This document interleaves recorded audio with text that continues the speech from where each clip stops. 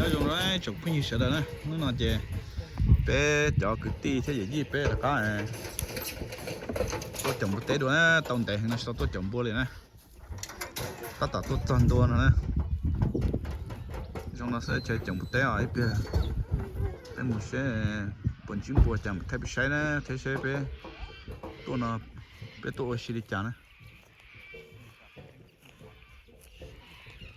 trong này nó nữa sao nó chỉ giờ nó đã biết tuổi thế này giờ giờ tì này ok bây giờ tờ bây giờ là bự cả chân nó nó chơi ba giờ chỉ bài nữa hấu mà một chiếc chấp lại toàn để stop tua liền thế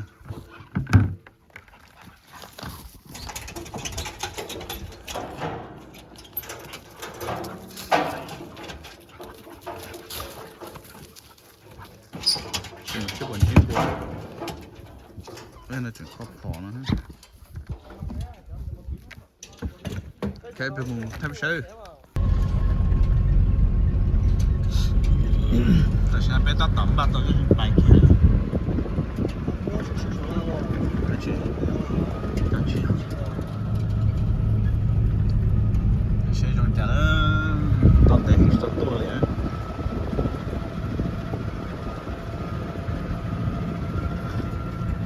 chỉ nhớ là đã mua xe cái kia đấy nào xem nó thằng nào bọn nó mua chết chở nè bé là một trời của nó sẽ không chết chứ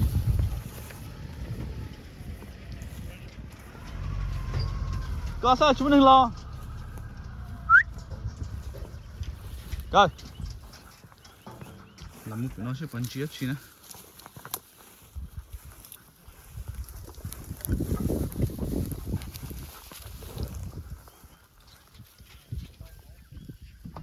nó sẽ tay hả nào ok bộ chó lên giờ bên nó ha cái lọt cho nó giờ thì nó này cái lọt thì giờ rồi nhàng có là cứ đi nó chơi bỏ ấy cái bấm bùa mua chạy tù ha ta sẽ kia là của nó rồi cái cháu rồi sẽ bắt tàu luôn tức là chỉ bộ chó lên giờ ha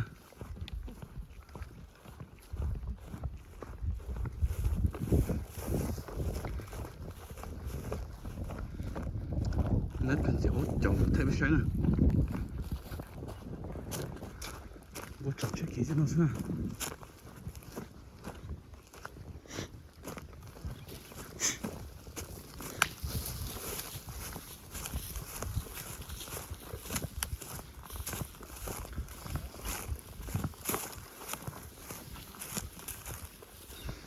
chum bò lâu rồi thiệt chum bò lâu sao chưa chum bò lâu sao chum bò té hả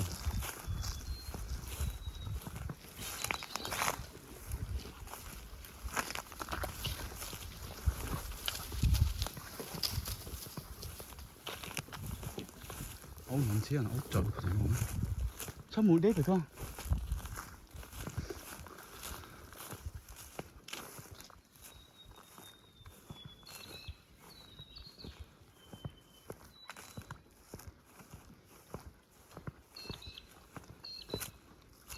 ốc lột tàu nhé, phải tổng theo xe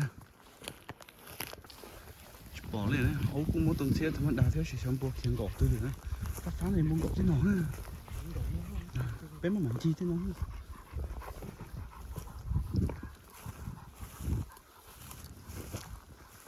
cái bằng gọt thế nào chứ là mốc của ta chửi tiếng chửi tới giờ nhở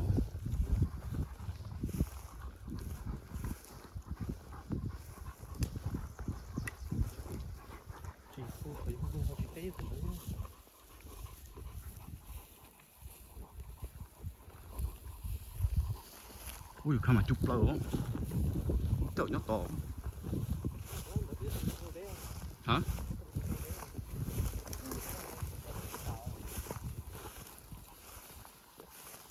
chậm vô thâu cái tàu khá mà chọn nữa lo phải nó chưa chậm vô như thế nào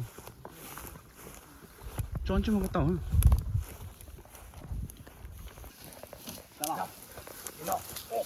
Ấu tàu tới thùng buồn nó nè. Ấu tàu tới thùng buồn nó nè. Ấu tàu tới thùng buồn nó nè. Tàu tới thùng buồn nó nè, hay gì? Chụp tàu nè. Mà mình giấy sẽ có muôn gì nữa.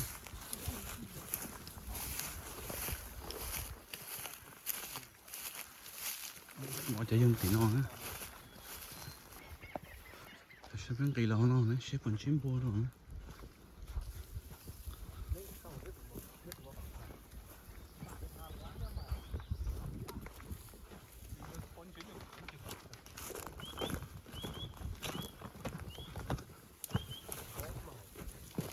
Ủa chó thế nó chẳng chết chó. Chắc rồi.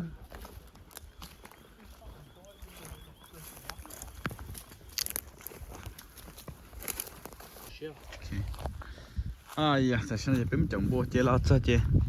Chạy dây chơi chồng bên tia nó thế. Hay giờ nó ấu chơi là xóm bên tia thế nào giờ nó chuyện nó tới trâu tay. Cái chuyện chim bốn nó to tu màu cho ta thế tới tu để nó ít bộ kilo nữa nó thế này. Tụi nó nào. Tụi nó chơi ít bộ kilo nữa tụi nó. Ấu to tua nữa. Ấu chẳng xòn nó. Cái phê phê mà tụi nó chín nó nè. Nó xòn nó nữa sắc kìa. Đấy chỉ là rộng bên kia thế nào thôi.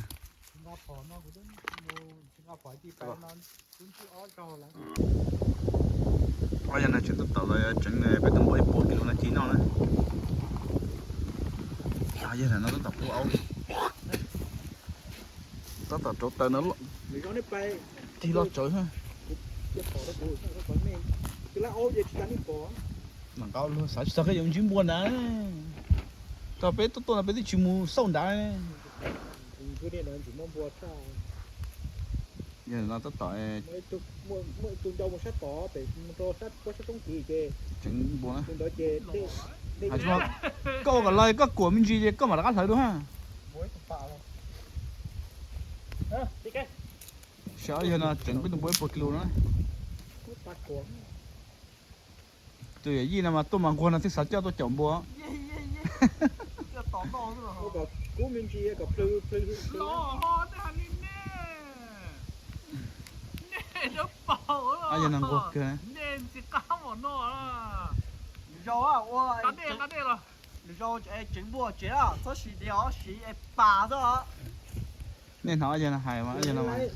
Giờ này lấy đĩa trong quả trứng hay là cái chuyện lấy của cái khi tụi con non chưa có to cái mò. Tụi nó sẽ có chỉ kia cái luôn à. If we run out of water, we'll just fucking run down to Thử đèn sao. Yemen. Đây đập ở đây nó. Chỉ có là bên mình Cá mà chơi. just get his drinking Giờ biết chi trên chỗ này bên mình chơi thử đèn mà. Thử đèn lên trên chưa? Lúc đó đến đâu đâu. Chỉ lúc bữa đó lên chưa? Nhờ tiền chỗ tế chỉ tông nó tại vì phải mất tông nó kia đó ha. Lấy cho tay cho tay đó lên tàu. Tông nó chỉ là tại bên mình chơi thử đèn ha. Cho tay đó xuống ha. Trời đem miếng đá đấy. Oh. Anh là trứng bùa đấy. Lấy của cú mình chỉ để ló. Pepper.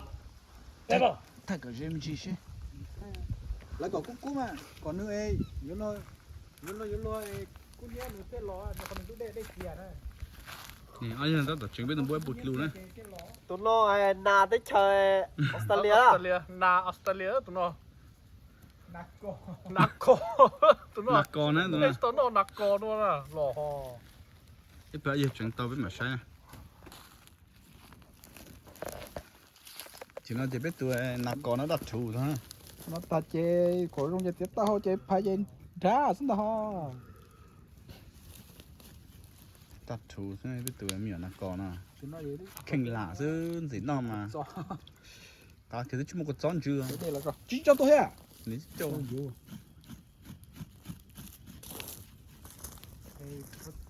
Có nó con chứ nói cho tôi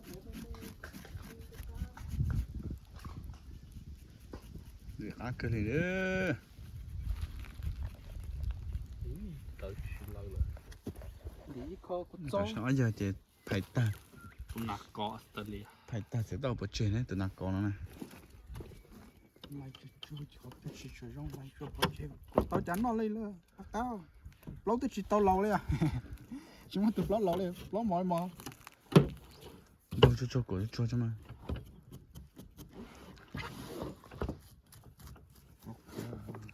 gì cá tầm nó nó đây còn nó đối mà còn tao chả chê giàu chê no lắm mà thế à anh nào biết nó cho lâu mà yêu không anh nào biết cho ê yeah to keep the moisture in anh nào biết cho ê khá đôi tới chén no á chuyện liệt chứ nào là qua nè là chỉ muốn cái tổ chức bỏ hậu chế chỉ ô với chế xe chỉ mà nó mà thử nè quên đời ha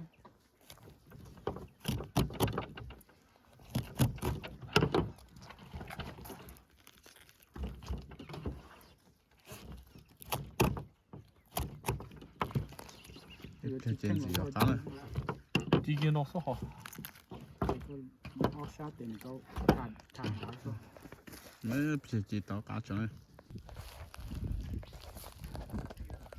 xe kia này bây giờ mình nạc co bây giờ bôi 1 kilo xe kia nó này gì cá cái kia này hậu cỡ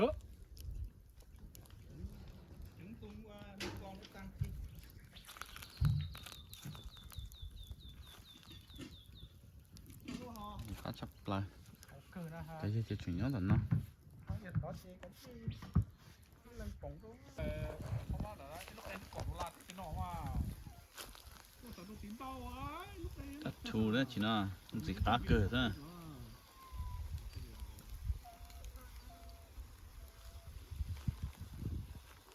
bây giờ nạc còn làm gì cá cờ đặt chu thế này chắn rồi lên màn tránh sao bây giờ sao phải cũng bây giờ là chị chậu bây giờ chúng tôi tiền nào thế tiểu人讲他们吃饱人家火啊，你们这边都 cái này con nó mua không bán lên 拿 ta lo 高了吗？ chết lắm 这啥子？台湾他们这个我们 nó tiểu quay xe nó không chỉ số gì tiền anh mình cho mình có cái có ta nó có 太 cái 阳了，你打的来 tay trên có 了， tổng công nó này có cái là khi 冇去切，你打的见十八路，có cái quá nhiều cái việc sửa đấy cũng nhá cái phải sửa cho tê nha Không có còn thay lại gì. 这些呢， nó tay cái món chơi mà nó 做 không 这 ra 车了嘛，人工去了，我们到人到头个，他老拿，他那老拿别做嘢，他那呢，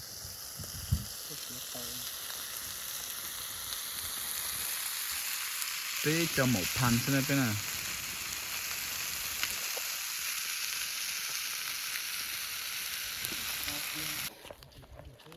但是这些钱呢，别到到那忙呢，米，别炖波得鸡，rồi nó cái chi món plau cái giờ này chế tác tỏi là cho hậu lửa tại sao thế này Cho tôi lỗ cho nó lỗ. cái chi em kia cha no need too much you see it's all- already got two law it's the Minji police so nó chỉ thằng này của to rồi nó đấy chỉ cá cái Karen chi Jeep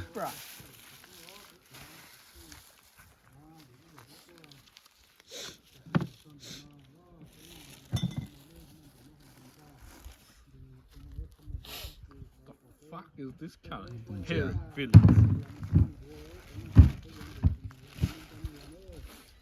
Cái chuyện nó phải chơi gì cái gì đó. chơi đi tê sao sao bọc cá cá nó cứ mà giờ chúng nó khó chữa tiền chỉ cá chả nó tư sao biết tụi để nó từ củ mua cái xe từ mua cái xe chứ nếu cá nó thì chúng nó có cái à tại sao nó cho xem nó cái cá lòn đó cái chuyện nó cá chập lại thì bọc cá thì chưa cá chứ lo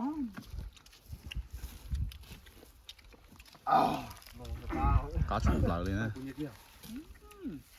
rồi rồi cái mỏ cá thì tía thì nó cho đến giờ búa từ mua cái xe giờ nó này xua tụt giờ bớt tự bua cái xe trong trái các tụi giờ lo này ô dùng chỉ cá được tiền bỏ cá thế à sắp lại bỏ lấy bỏ được xí ha xuống kia bỏ lấy tiền cá sắp lại nữa thì hả chỉ chưa cái gì cái nọ cái gì là ô lên đây mình đòi lên nó sẽ trả tao chơi thế cái nọ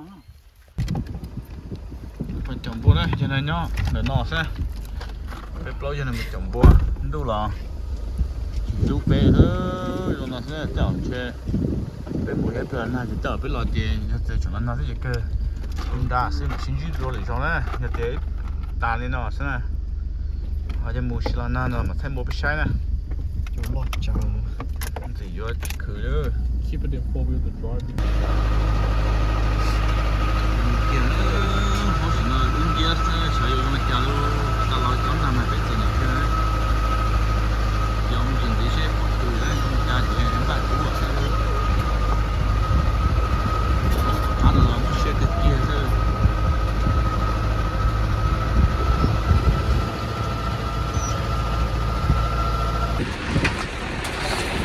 ấu một xíu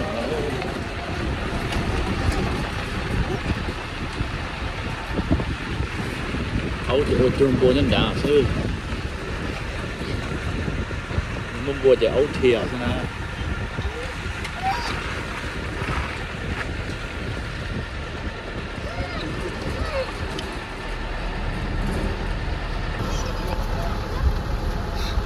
người nó sẽ một thế nào cái đường mà chén là to cho nó sẽ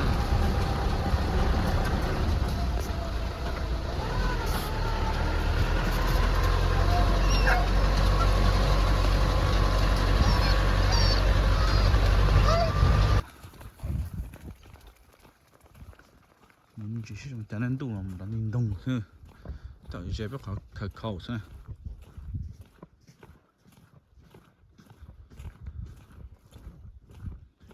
đấy là chén tử, cái này tàu cái tay mù ha